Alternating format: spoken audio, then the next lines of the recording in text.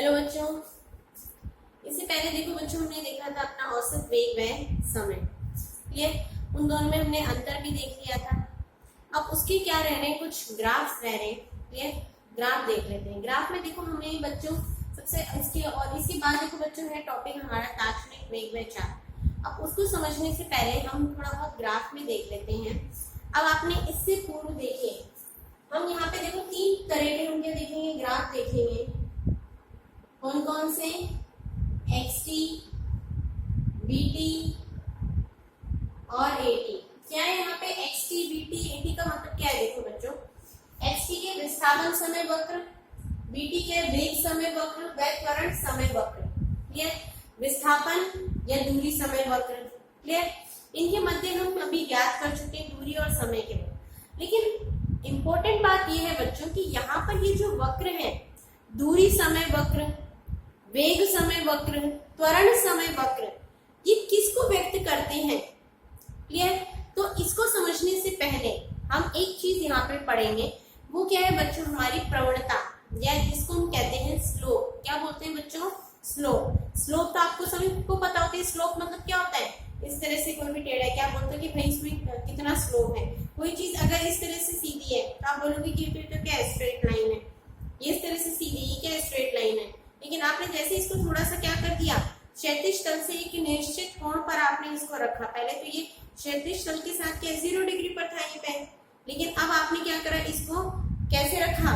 क्षैतिज तल के साथ निश्चित कोण पर रखते चले जाओगे, वैसे वैसे इसकी एक क्या बन जाएगी, स्लोप बनती चली जाएगी, जो किसके सापेक्ष है? क्षैतिज तल के सापेक्ष। क्लियर? तो उसी तरह से हम इसको क्या बोलोगे आप, आपकी नॉर्मल भाषा में हम क्या बोलते हैं कि स्लोप बन गया। ठीक है? आपको स्लोप बनाने में आप क्या करते हो, बहुत एक जगह से दूसरी जगह खाई है बीच में, तो आप क्या करते हैं, लकड़ी का फट्टा लगा दिया आपने और उसमें से उतर के हम इस तरह से चले जाते हैं। स्लोप बना दिया। हमें ट्रक में कोई सामान लोड करना है तो हमने इस तरह से स्लोप बनाया और सीधा ऊपर से सामान नीचे की तरफ उड़ा दिया। ठीक है? तो ये जो चीज, ये स्लोप किसको बताती है बच्चों? देखो, इट मीन्स कि जब भी यदि हमने किसके मध्य ग्राफ खींचा है, x व t के मध्य अगर हम क्या खींच रहे हैं, ग्राफ खींच रहे हैं, दूरी व समय के मध्य, तो हमारे पास ग्राफ चाहे कैसा भी आता हो, सपोज इस तरह से आया हमारे पास ग्राफ। ठीक? तो यहाँ पर हमें क्या मिल रही है, चाहे आपके पास सीधी रेखा मिले हमें, या इस तरह से मिले, या इस तरह से मिले, इट मीन्स जो भी हमारे पास ग्राफ मिल रहा है x और t के मध्य, जब हमने वैल्यूज पुट करी तो हमारे पास इस तरीके से क्या मिल रहा है, अलग अलग क्या मिले, वक्र मिले हमें। क्लियर? और ये आप इससे पहले मैथ में पढ़ चुके हैं कि आपके पास कोई इक्वेशन दे देते हैं और ग्राफ आपको प्लॉट करने के लिए देते हैं, आप प्लॉट कर लेते हैं आराम से करते हैं। जैसे आपको दे रखा है कि x is equals to t-1, ये इक्वेशन दे दी आपको, तो आप क्या करते हो, t की वैल्यू पुट करते जाते हो और x की वैल्यू भी आपके पास अपने आप आ जाती है, निकालते हैं इसका ग्राफ प्लॉट करते हैं। सारी चीजें आप पढ़ चुके हो। जैसे हमने t की वैल्यू 0 रखी तो x की वैल्यू -1, t की वैल्यू 1 रखी तो x 0, t की वैल्यू हमने क्या रखी, 2 रखी तो इसकी वैल्यू क्या आ गई, 1 आ गई। t की वैल्यू हमने 3 रखी, इसकी वैल्यू कितनी आ गई, 2 आ गई। क्लियर?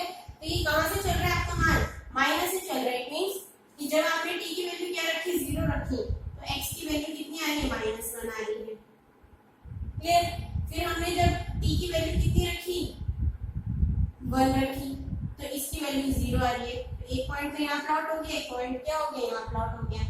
जब t की वैल्यू आपने 2 रखी, ये 1 है ये 2 है, जब t की वैल्यू आपने 2 रखी तो क्या है, इसकी वैल्यू कितनी आ रही है, 1 आ रही है। तो दूसरा पॉइंट आपको यहाँ मिल गया। जब t की वैल्यू आपने कितनी रखी, 3 रखी, तो इसकी वैल्यू कितनी मिल रही है हमें, 2 मिल रही है। तो हमारे पास जो ग्राफ बना है वो कैसा बन गया बच्चों, इस तरह से बना है। ये तो ग्राफ हमारे पास कैसे बना, इस तरह से बन गया। ये सब चीजें आप पढ़ चुके हो, पहले भी बना चुके हो। तो इस तरह से हमारे पास क्या आ गया, ग्राफ आ गया। इन दोनों के मध्य किस प्रकार से संबंध है। अब यहाँ पर ये जो हमारे पास ग्राफ आया बच्चों, अब हमें पूछेंगे कि इसकी प्रवणता क्या है। प्रवणता, इसको स्लोप को बच्चों हिंदी में क्या बोलते हैं, स्लोप को क्या बोला जाता है, प्रवणता। प्रवणता मतलब कि ये अपने क्षैतिज तल से कितने एंगल पर या क्षैतिज तल से कितने कोण पर ये झुकी हुई है। कहने का मतलब ये है कि क्षैतिज तल से कितने कोणों पर झुकी हुई है। क्लियर। तो इसी का क्या नाम दिया है यहाँ पे बच्चों, प्रवणता नाम दिया है कि इसका स्लोप कितना है। तो स्लोप कितना है, हमने ये पॉइंट लिया, ये पॉइंट लिया, यहाँ पे इसकी वैल्यू यहाँ पर क्या है 3 और यहाँ पे इसकी वैल्यू कितनी है 1। तो हमारे पास क्या बन गया, एक ट्रायंगल बन गया। ये स्लोप भी तो निकालना है हमें कि स्लोप कितना है, ये स्लोप कितना है, इसकी वैल्यू निकालनी है। तो ये तो क्या होगी, y अक्ष है, ये x अक्ष है। तो ये तो वैल्यू जो हमारी है वो किसके अनुदिश है, y अक्ष के अनुदिश। ये वैल्यू किसके अनुदिश है, x अक्ष के अनुदिश। तो ये किसको फिट कर रहा है, y में परिवर्तन, और ये किसको फिट कर रहा है, x में परिवर्तन। क्लियर। तो यहाँ पर जो इनका अनुपात होता है del y upon del x, इसका अनुपात y अक्ष में परिवर्तन व x अक्ष में परिवर्तन का अनुपात ही क्या कहलाता है बच्चों, स्लोप कहते हैं। क्योंकि यही किसको बता रहा है, इनके अनुपात, जिनका अनुपात है किसको बताता है कि y के मान में x के सापेक्ष कितना कितना परिवर्तन हो रहा है। उसी से तो हमें क्या मिल रही है, टेढ़ी रेखा मिल रही है, एक इसका स्लोप प्राप्त हो रहा है। तो स्लोप को कैसे व्यक्त किया जाता है कि y में x के सापेक्ष कैसे कैसे परिवर्तन हो रहा है, उसको अगर हम उन दोनों का अनुपात है y में परिवर्तन व x में परिवर्तन क्या कहलाता है, स्लोप कहलाता है। क्या कहलाता है बच्चों, स्लोप कहलाता है। क्लियर। तो अब दूसरी चीज, अब एक चीज और बताई थी आपको कि स्लोप का मतलब क्या है बच्चों, यहाँ पर कि क्षैतिज तल से कितने कोण पर है। मतलब कि अगर हमें ये पता चल जाए कि एंगल कितना है क्षैतिज तल से, तो वो भी हम बता सकते हैं।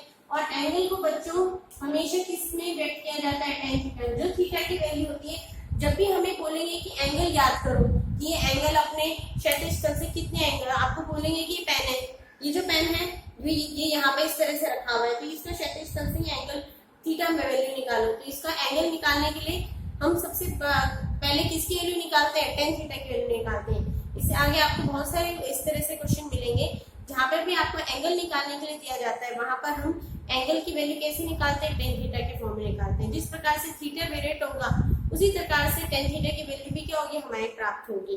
क्लियर। तो ऐसे tan थीटा की वैल्यू निकालेंगे। क्लियर। तो ये इंपॉर्टेंट चीज हो गई, आपको समझ में आ गई।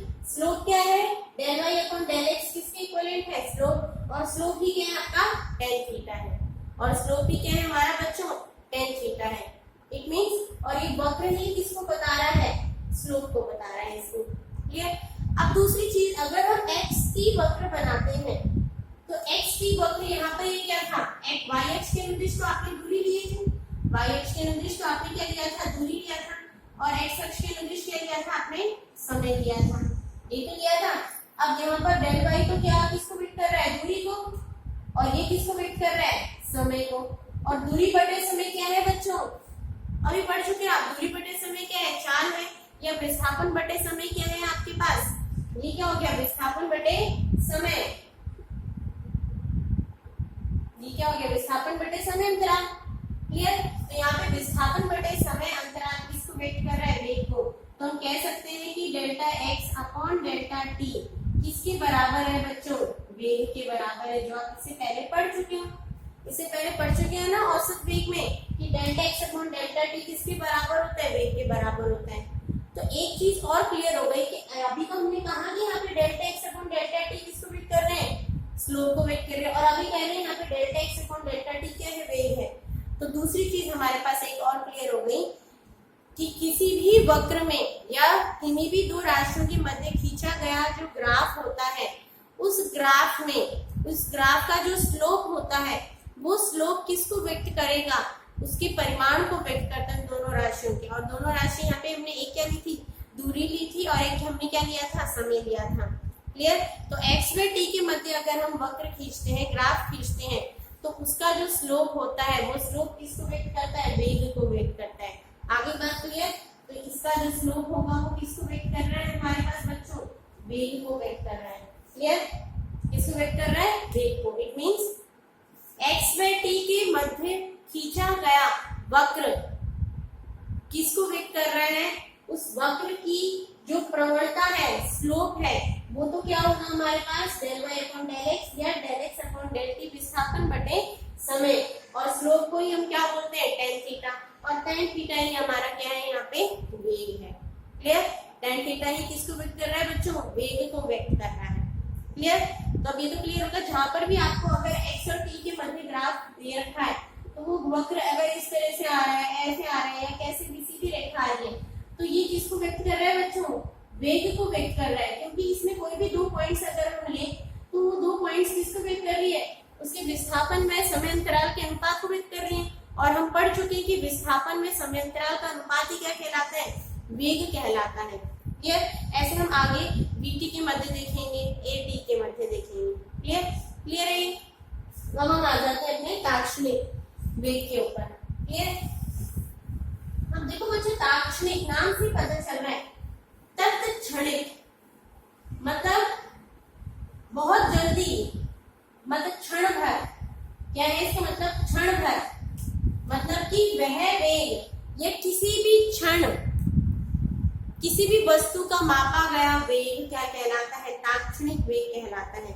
मतलब आपको कोई भी गाड़ी जा रही है, ठीक है, आपको बोला कि भाई गाड़ी तो बहुत तेज गति कर रही है, लेकिन आपको बोला कि भाई 3 सेकंड में इसका वेग निकालो। 3 सेकंड क्या? पलक झपकते हो गए। क्लियर? 3 सेकंड क्या हो गया? पलक झपकते आप 3 सेकंड निकल गए, और आप ही पूछ रहे हैं कि 3 सेकंड में उसका वेग निकालो। तो 3 सेकंड में वेग निकालना बहुत कठिन है, क्योंकि 3 सेकंड उसके जो जितना भी उसने डिस्टेंस कवर करा है, जितना भी वो टाइम ले रहा है, उसकी कंपेयर में 3 सेकंड क्या बहुत कम है, बहुत छोटे हैं। क्लियर? तो ऐसी स्थिति में किसी निश्चित समय पर या किसी भी क्षण पर मापा गया वेग ताक्षणिक वेग कहलाता है। तो इसकी अगर परिभाषा दी जाए तो परिभाषा क्या होगी? किसी निश्चित समय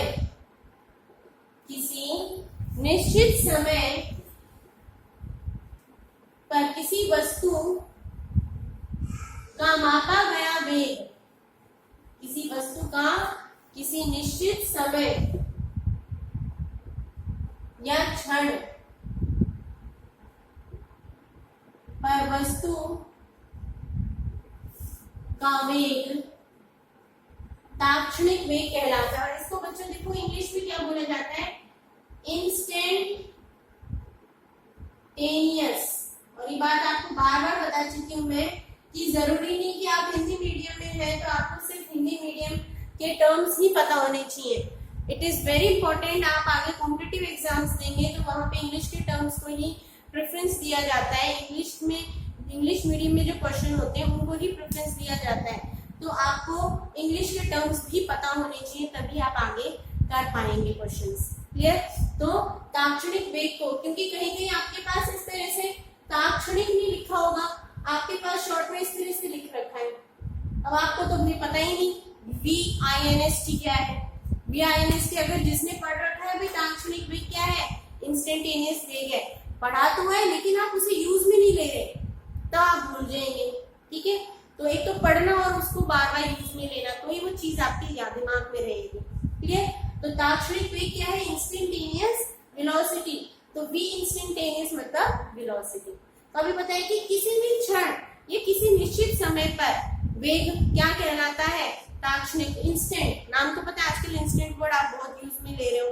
instant Maggi, instant noodles. Instant मतलब फटाफट, बहुत जल्दी। ठीक है?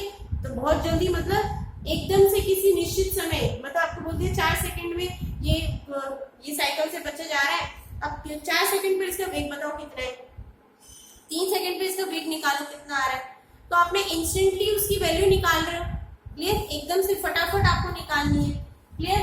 तो इसलिए इस वेलोसिटी को क्या बोला जाता है? Instantaneous velocity. ठीक है? अब क्योंकि ये जो वैल्यू है बहुत ही क्षण भर के लिए वेग निकाल रहे हैं, तो यहाँ पे क्षण भर के लिए वेग का क्या है? समय अंतराल क्या है? डेल्टी। यहाँ पे क्या होता है? अति सूक्ष्म होता है। क्या होता है इसमें? अति सूक्ष्म। ये बात तो क्लियर है कि यहाँ पे समय अंतराल क्या होता है? बहुत ही सूक्ष्म होता है।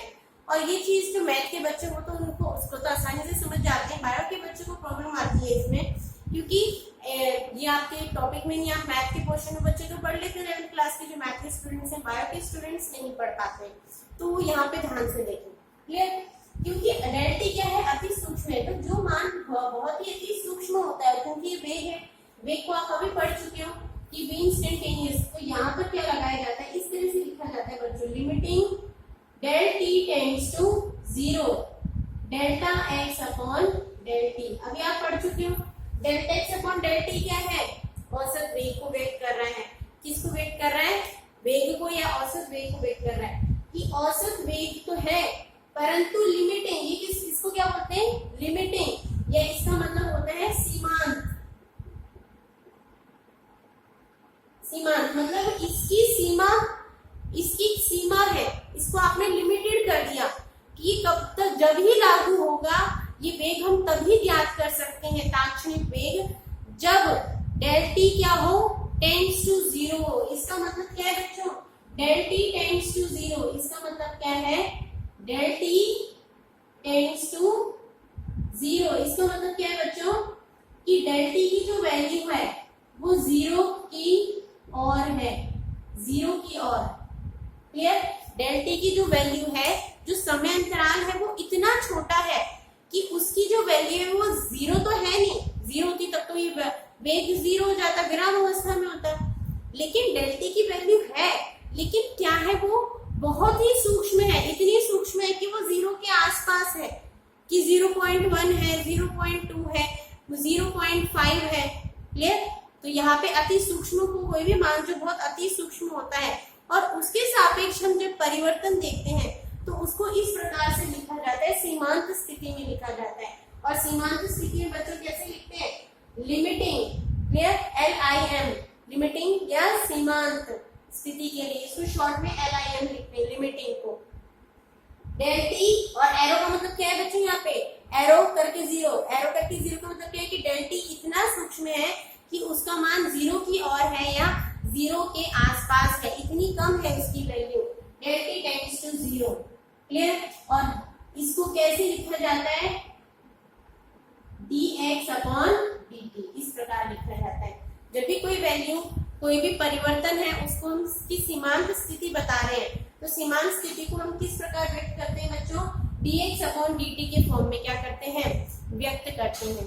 क्लियर, तो dx अपॉन dt क्या है बच्चों, यहाँ पे dx अपॉन dt भी परिवर्तन को व्यक्त कर रहा है, लेकिन यहाँ पर d अपॉन dt जो है ये क्या है, अवकलन संक्रिया।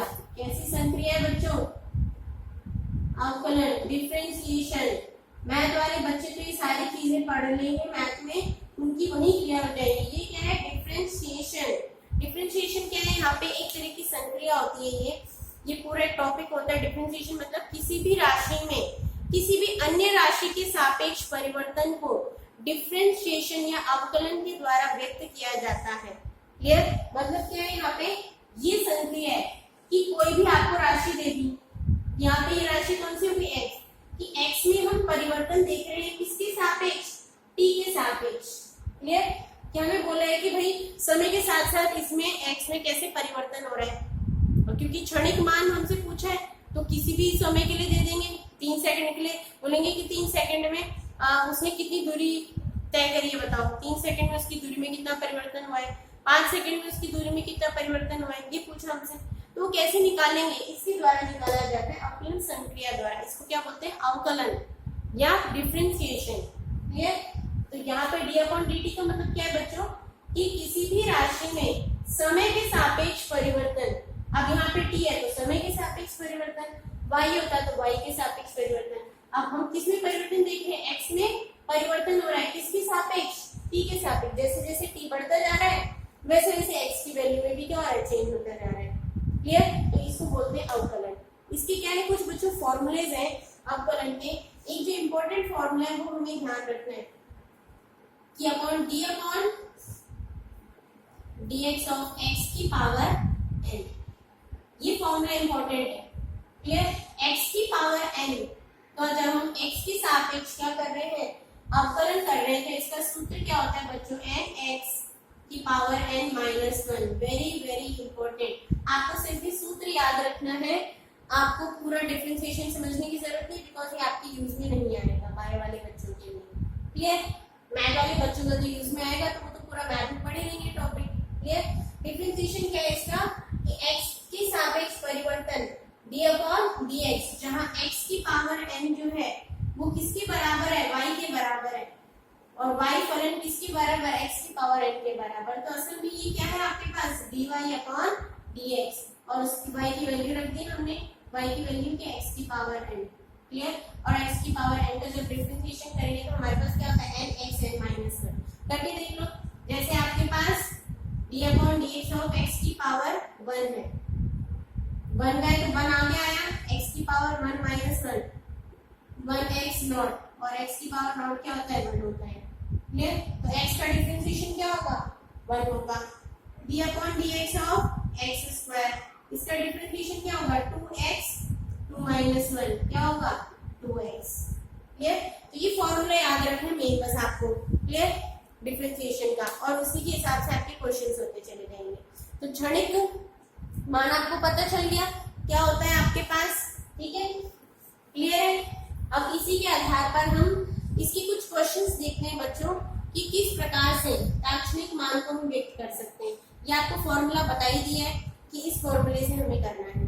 ठीक है, ये फॉर्मूला बस इतना याद रखना है बच्चों, पावर चाहे कितनी भी आ जाए सीधे फॉर्मूला लगाओ वैल्यू आ जाएगी आपके पास। ठीक है, तो एक दो क्वेश्चंस देख लेते हैं ताकि आपको समझ में आ जाए। और ताक्षणिक समय के लिए बहुत बार मान आते हैं, बहुत बार वैल्यू पूछी जाती है। क्लियर? तो ऐसी ये एक और चीज बच्चों, ये तो बात क्लियर हो गई कि v इंस्टेंटेनियस जो होता है वो किसके बराबर होता है, v बार की क्या होता है लगभग बराबर होता है। कि ताक्षणिक वेग का मान औसत वेग की क्या होता है बराबर होता है। क्लियर? उससे अधिक नहीं होता, लगभग इसकी क्या होता है बराबर ही प्राप्त होता है। क्लियर? आगे बात समझ में।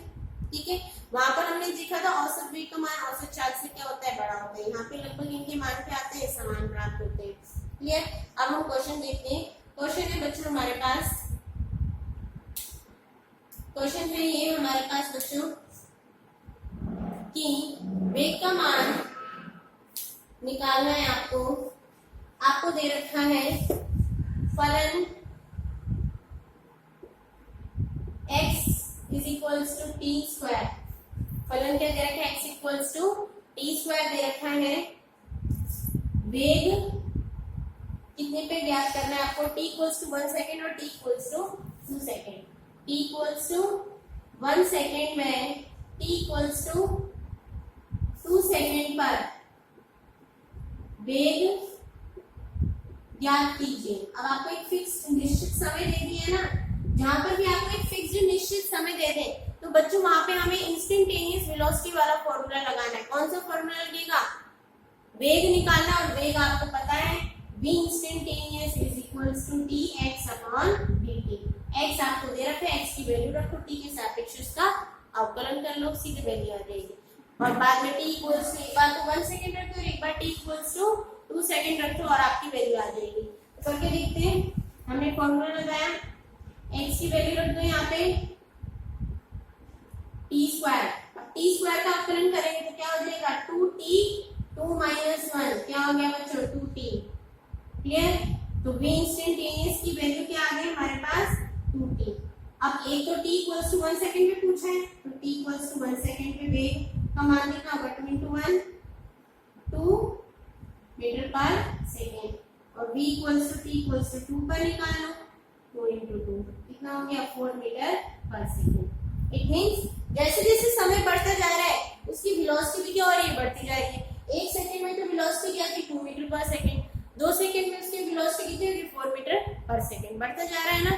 इट मींस समय के साथ साथ उसकी वेलोसिटी में भी क्या हो रहा है परिवर्तन हो रहा है। विस्थापन उसकी दूरी में तो परिवर्तन हो ही रहा था, उसकी वेलोसिटी में भी क्या हो रहा है समय के साथ साथ परिवर्तन होता जा रहा है। क्लियर? अब एक और क्वेश्चन देखते हैं ऐसा ही,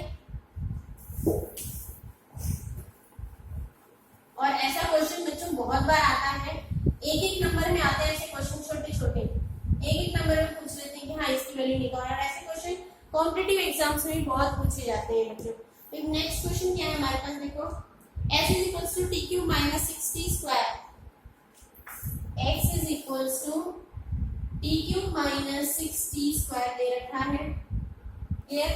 क्या पूछा है आपसे, वेग का मान ज्ञात करो। क्लियर? और टाइम दे रखा है t इक्वल्स टू 1 सेकेंड व t इक्वल्स टू 3 सेकेंड पर, t इक्वल्स टू 1 सेकेंड व t इक्वल्स टू 3 सेकेंड पर v का मान निकालना है। अब आपको फिक्स टाइम दे रखा है तो आपको क्या निकालना है इंस्टेंटेनियस वेलोसिटी निकालनी है बच्चों। क्या निकालनी है बच्चों? Instantaneous velocity. ठीक है, तो v instantaneous is equals to d x upon d t. X की वैल्यू रख दो, d upon d t, t cube minus 6t square. अब ऐसे क्वेश्चन को देखो बच्चों कैसे करेंगे, एक बार तो टी क्यूब का टी के सापेक्ष अवकलन और एक बार इसका, दोनों को अलग अलग ले लो।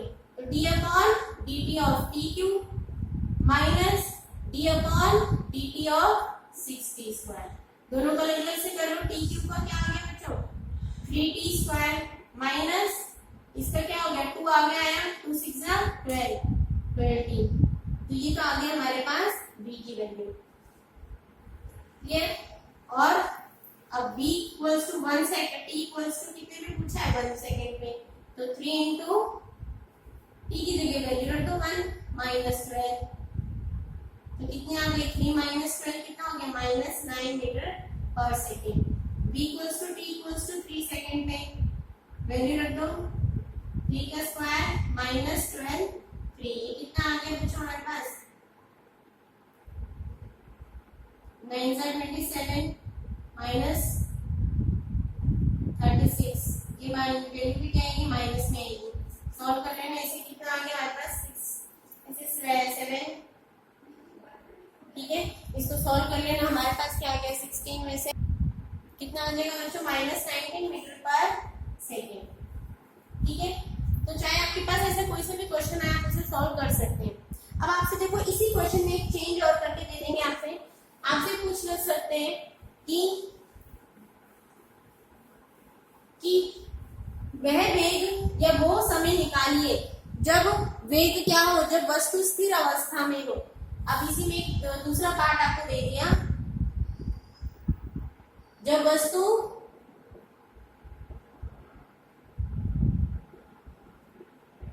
स्थिर हो वह समय ज्ञात कीजिए। जब वस्तु कैसी हो? स्थिर हो, वह समय ज्ञात करो। अब जब वस्तु स्थिर है तो उसका वेग क्या होगा? 0 होगा। जब वस्तु स्थिर है, सबसे इंपॉर्टेंट चीज यहीं पर क्लियर हो जाती है। जब स्थिर की बात हो रही है तो वेग क्या होगा बच्चों? 0 होगा। तो सीधा v इक्वल्स टू क्या रख दो? 0। और v की वैल्यू हम निकाल चुके हैं ये रहा। तो 3t square minus 12t equals to क्या हो जाएगा? 0। इसको सॉल्व कर लो। 3t square is equals to 12t। तो हमारे पास सॉल्व कर लो, t की वैल्यू कितनी आ गई बच्चों? 4 सेकेंड। इट मीन्स 4 सेकेंड पर, 1 सेकेंड से और 3 सेकेंड पे तो वो गति कर ही रहे, लेकिन जब t इक्वल्स टू जब 4 सेकेंड होगा तब वो वस्तु क्या हो जाएगी? स्थिर हो जाएगी, विरामावस्था में पहुंच जाएगी। क्लियर?